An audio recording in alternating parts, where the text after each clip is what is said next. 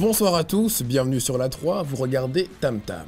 Si le journalisme actuel est bien souvent entaché par la course au buzz, les infos et photos choquent, l'excitation des passions tristes, le sang, la sueur et les larmes, ou le dogme assourdissant de l'immédiateté, et nous ne citerons pas de nom pour ne pas vexer nos collègues de Sud Presse ou de BFM TV, il est de ces canards, vivaces et libérés, qui ne se laissent pas engluer dans la fosse à purée. Ce soir, dans Tam Tam, nous partons à la rencontre de Médor et de 24h01, deux journaux indépendants, deux exemples bien de chez nous de ce que l'on appelle le slow journalisme, un journalisme au long cours, à milieu de la course au clic et des infos qui fusent. Ces MOOC, contraction de magazine et de book, innovent par leur format, leur contenu, leur créativité graphique et leur singularité dans le traitement de l'information. Ils ne sont pas dépendants des finances de l'un ou l'autre marchand de canons. Quand l'intelligence rencontre l'insoumission, c'est ce soir dans Tam Tam.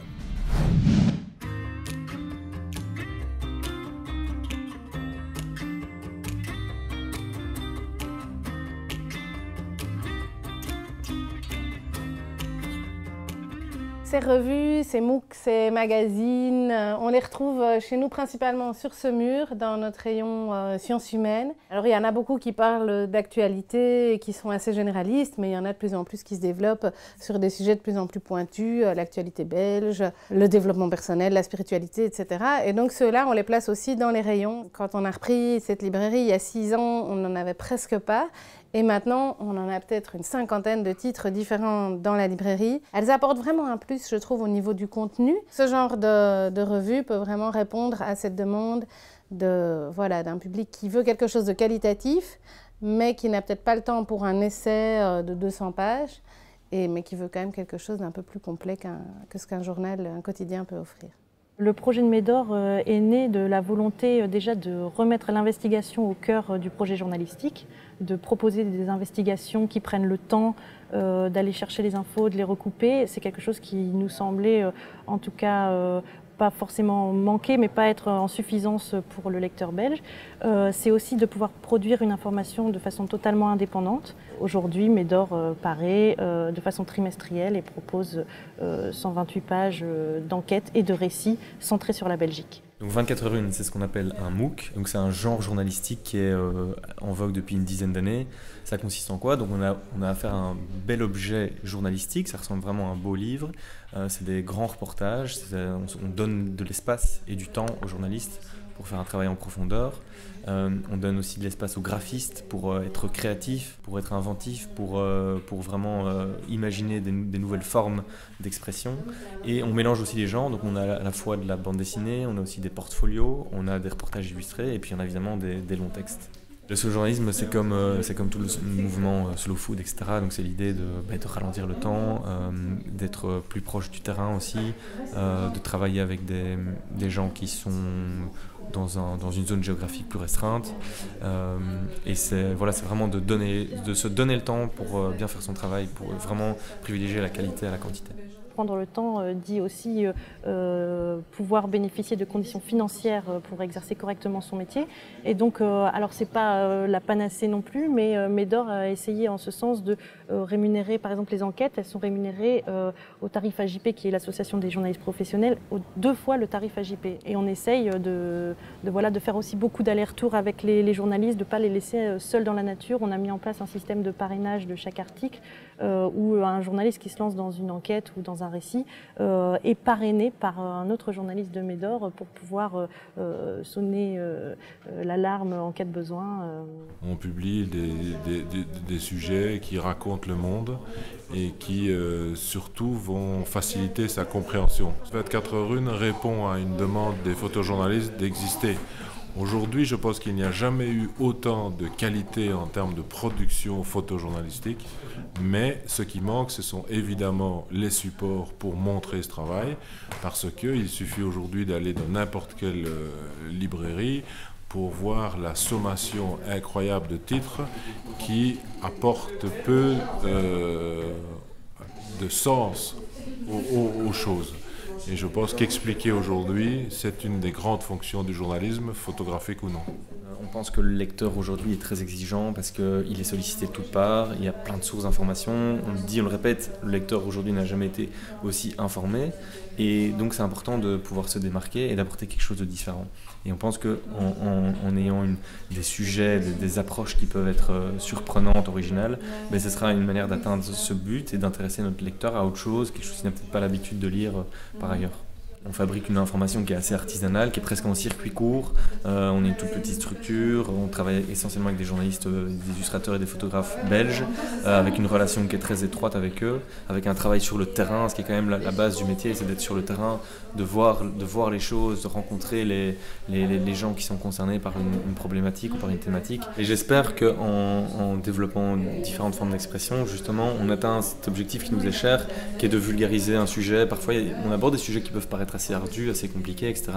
Et c'est vrai qu'en les traitant sous forme d'infographie, par exemple, ou de reportages illustrés ou de portfolios, ce sont des méthodes, des médiums d'expression qui peuvent être nouveaux, en tout cas qui sont attrayants pour le lecteur, qui vont l'intriguer. Et donc ça va être une manière, comme une autre, mais une manière de le faire entrer dans le sujet.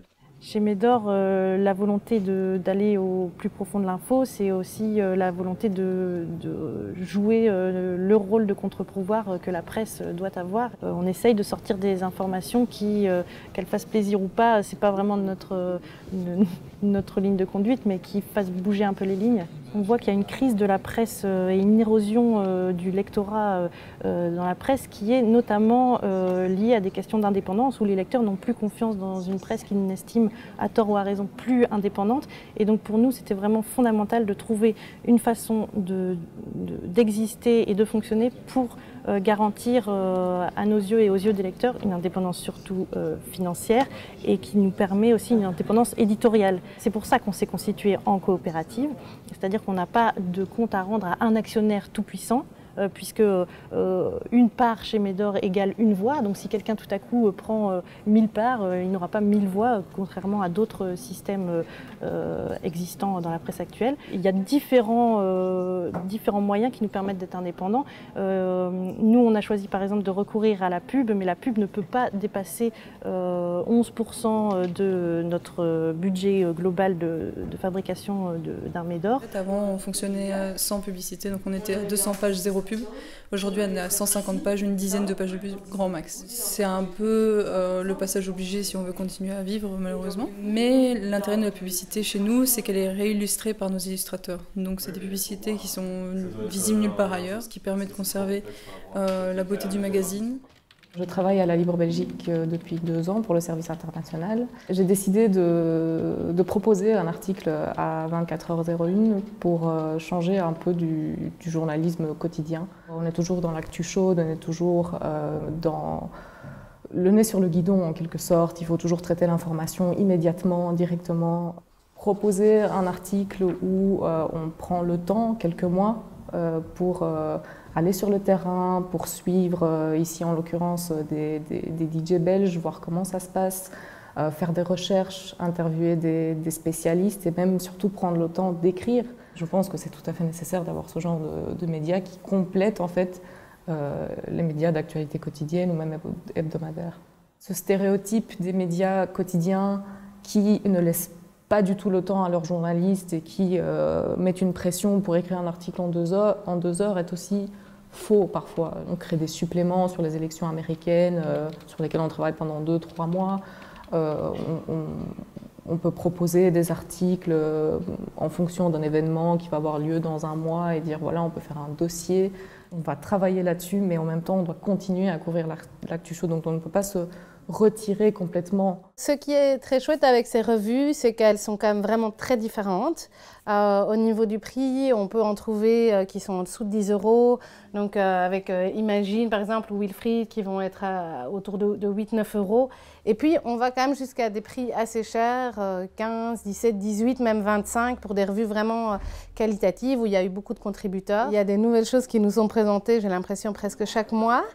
Pour l'instant, je n'ai pas l'impression que ça se fait tant concurrence, c'est plutôt quelque chose de nouveau et les gens ont envie de le découvrir. De notre point de vue de libraire, c'est vraiment quelque chose de positif. Maintenant, au niveau de la viabilité financière d'un projet comme cela, au niveau du côté éditorial, je pense que c'est quand même pas toujours gagné. Et donc là, Il y a peut-être des choses qui sont plus difficiles, peut-être c'est des projets qui ne vont pas survivre, ce serait dommage.